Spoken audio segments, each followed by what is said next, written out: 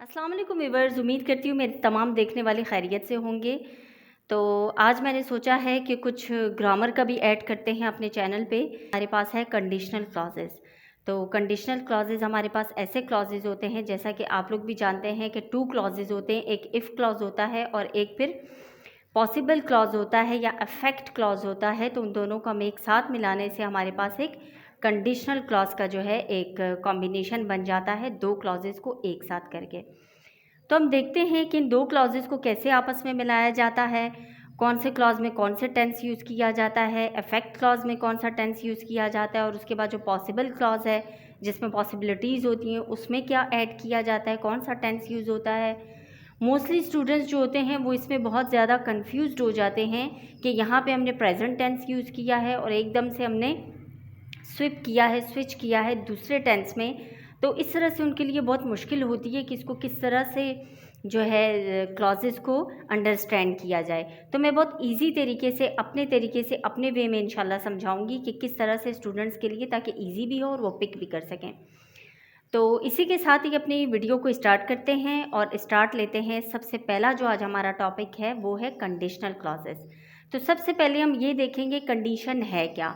First of all सबसे पहले तो मैं ये चीज़ बता दूं कि जैसा कि हम कंडीशन के बारे में, अगर मैं इसके लिटरल मीनिंग के बारे में बात करूं, so we can say that कि ये हमारी सिचुएशन हो सकती है और हमारी हालत, किसी भी चीज़ की सिचुएशन और उसकी हालत। और सेकंड लिटरल मीनिंग जो है वो इसमें ये है कि कंडीशन हम किसी शर्त को भी कहते हैं। जैसे कोई किसी चीज़ के लिए कोई शर्त रखी जाती है कि ये काम होगा, ये काम होना चाहिए, मेरी शर्त ये है कि इस काम के लिए मैं ये कर रही हूँ, जिसे हम इफ़ क्लॉज भी कहते हैं कि शर्त ये है। तो इस तरह से हम इसे स्टार्ट लेते हैं। सबसे पहले हम लिटरल मीनिंग देखेंगे। इसके 2 टाइप के लिटरल मीनिंग्स हैं कंडीशंस के, जैसे सिचुएशन है, हमारी सिचुएशन, किसी भी चीज़ की सिचुएशन। और सेकेंडली हम कोई जो शर्त होती है कि ये होगा तो फिर ऐसा होगा, ये होती है एक कंडीशन, जो कंडीशन रखी जाती है स्टार्टिंग में ही सेंटेंस के। तो इसके बाद हम देखते हैं हमारे पास है क्या। सबसे पहले हम कंडीशनल सेंटेंसेस को समझते हैं कि ये स्टार्ट किस तरह से होते हैं। इनकी अगर हम डेफिनेशन देखें तो हमारे पास है एक्सप्रेस अ चॉइस। जो कंडीशनल सेंटेंसेस हैं वो किसी भी चॉइस को सबसे पहले सेंटेंस में, जैसा कि इफ़ क्लॉज होता है, ये किसी चॉइस को एक्सप्रेस करते हैं। If I go to marriage ceremony, जैसा कि ये है इफ़ क्लॉज, ये हमारे पास आ गया इफ़ क्लॉज, और इसके बाद हम यूज़ करेंगे कॉमा। तो ये हमारे पास हो गया एक चॉइस कि मेरे पास ये चॉइस है, if I go to marriage ceremony I will enjoy a lot. अब ये हमारे पास हो गया फ्यूचर टेंस में, और यहाँ हमारे पास हो गया एज यू सी दैट कि यहाँ हमने गो यूज़ किया, तो ये वर्ब की जो है, सॉरी, वर्ब की फर्स्ट फॉर्म है। तो यहाँ हमने क्या शो ऑफ किया है, प्रेजेंट क्लॉज। ये इफ़ क्लॉज जो है हमारा प्रेजेंट में है, और इसके बाद जो हम एक पॉसिबिलिटी शो ऑफ कर रहे हैं, जो कंसिक्वेंसेस हैं, वो हमारे पास फ्यूचर में है। I will enjoy a lot. If I go to marriage ceremony, अगर मैं इस मैरिज सेरेमनी में जाऊँ, I will enjoy a lot, मैं इंजॉय करूँगी। तो नेक्स्ट हमारे पास है सबसे पहले एक्सप्रेस अ चॉइस। तो choice as I told you, हमने जब चॉइस को एक्सप्रेस किया तो if I go to marriage ceremony, ये हमारे पास एक चॉइस हो गई कि अगर मैं जाऊं, ठीक है। And the possible consequences of that choice, उसके बाद जो पॉसिबल कॉन्सिक्वेंसेज हैं वो क्या होंगे, ठीक है, वो ये होंगे आई विल इंजॉय अ लॉट, मैं बहुत इंजॉय करूँगी। इसी तरह से आपने देखा जिस वक्त एक्सप्रेस किया गया चॉइस को, उस वक्त मैंने कौन सा टेंस यूज़ किया, प्रेजेंट। और जो पॉसिबल कंसिक्वेंसेस की बात आ गई है, वहाँ पे कौन सा टेंस यूज़ हुआ है, फ्यूचर। तो इन 2 टेंसेस के मिक्सचर से हम बनाते हैं अपने कंडीशनल सेंटेंसेस, जो कि मैं बात कर रही हूँ रियल कंडीशन की,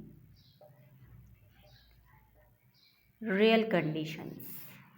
अच्छा स्टूडेंट्स, बात हो रही है जैसा कि आपको पता है रियल कंडीशनल सेंटेंसेस की। तो रियल कंडीशनल हमारे पास क्या होते हैं, इनमें कुछ ऐसे फैक्ट्स होते हैं जो कि रियलिटी होती है।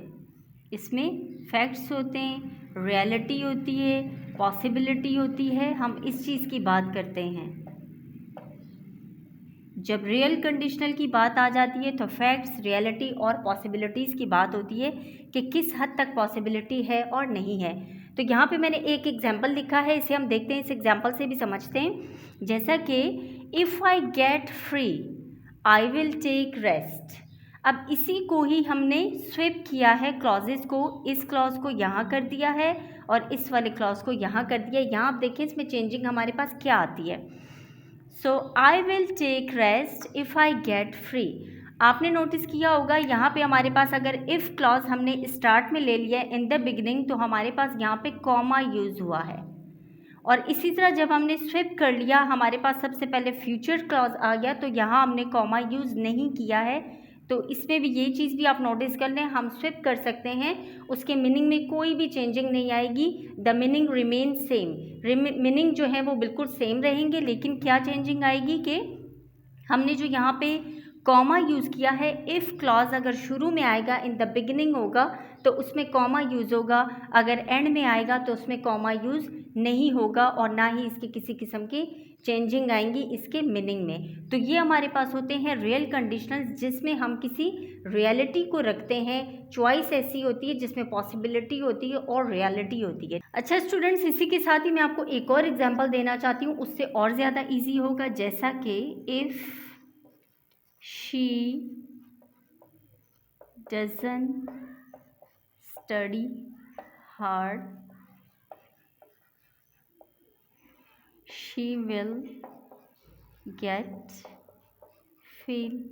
तो यहाँ देखिए हम किस चीज़ की बात कर रहे हैं। यहाँ सबसे पहला जो हमारे पास टेंस है वो यूज़ हुआ है प्रेजेंट। हम प्रेजेंट में बात करें क्योंकि डजंट यूज़ हुआ है, और उसके बाद हमने यूज़ किया है फ्यूचर। तो सबसे पहले हमारे पास एक बात हो गई चॉइस की कि उसने स्टडी हार्ड करना है, और उसके बाद हमारे पास बात हो गई एक पॉसिबिलिटी की या फैक्ट की या कॉन्सिक्वेंसेस की कि इसके असरात क्या होंगे। ठीक है, तो आपने नोटिस किया हमारे पास 3 सेंटेंसेस आ गए जो कि तमाम जो है रियल कंडीशनल सेंटेंसेस हैं, जो हमें रियलिटी के बारे में बता रहे हैं, पॉसिबिलिटीज़ के बारे में बता रहे हैं। इनमें इमेजिनरी कुछ भी नहीं होता, इनमें ऐसा कुछ भी नहीं होता जो हमें फैसिनेट करें। इनमें सिर्फ हम रियलिटी, पॉसिबिलिटी की बात करते हैं। तो ये हमारे पास बिल्कुल ईजीली इस तरीके से हम समझेंगे तो हमें इंतहाई ईजी भी लगेगा और हम टॉपिक को जल्दी अंडरस्टैंड भी करेंगे। सो व्यूअर्स, उम्मीद करती हूँ कि आप लोगों को टॉपिक अच्छे से समझ आ गया होगा। नेक्स्ट इंशाल्लाह जो वीडियो बनेगी इसी से कंसर्न होगी। मैं कोशिश करूँगी जितने भी हमारे पास सेंटेंसेस हैं, कंडीशनल सेंटेंसेस, उसे 1 बाय 1 हर वीडियो में हम कंप्लीट करते जाएं। सो उम्मीद करती हूँ आपको वीडियो अच्छी लगी होगी। वीडियो अच्छी लगी है तो इसे लाइक ज़रूर करें, मेरे चैनल को सब्सक्राइब ज़रूर करें, अपना बहुत सारा ख्याल रखें, मेरे चैनल का भी ख्याल रखिएगा। मिलते हैं इंशाल्लाह नेक्स्ट वीडियो में, तब तक के लिए अल्लाह हाफ़िज़।